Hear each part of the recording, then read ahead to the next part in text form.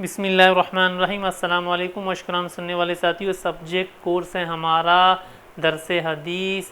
تو عنوان ٹاپک ہے ہمارا 40 احادیثیں۔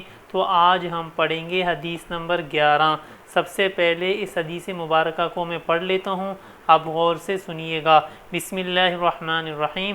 من کذب علی متعمدا فلیتبوأ مقعدہ من النار۔ یہ ہوا اس حدیث کا، یعنی کہ آسان الفاظوں میں ہم نے اس کی تلاوت کی۔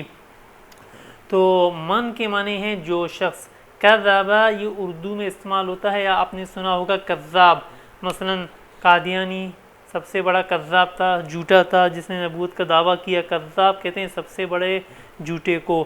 علیہ کے معنی مجھ پر، اور متعمدن کے معنی جان بوجھ کر، اور یہ بھی لفظ استعمال ہوتا ہے اردو میں جس کو آپ لوگ عمدن کہتے ہیں، قصدن بھی کہتے ہیں، یعنی کہ عمدن اس نے ایسا کیا ہے، مطلب کیا ہے، جان بوجھ کر اس نے ایسا کیا۔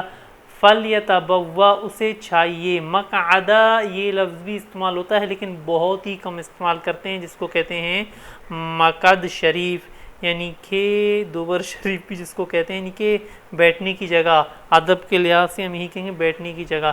من النار، نار آگ کو کہتے ہیں، جہنم مراد ہے یہاں پر۔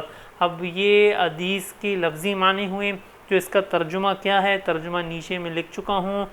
جو شخص جان بوجھ کر، آپ صلی اللہ علیہ وسلم فرما رہے ہیں، جو شخص جان بوجھ کر میری طرف جھوٹ بات منسوب کرے، اسے چاہیے کہ وہ اپنا ٹھکانہ جہنم میں بنائے۔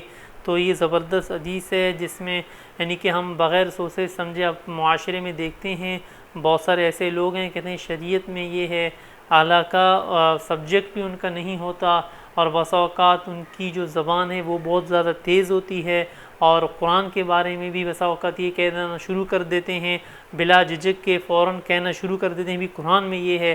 ہم جیسوں کے سامنے اللہ تعالیٰ رحم فرمائے۔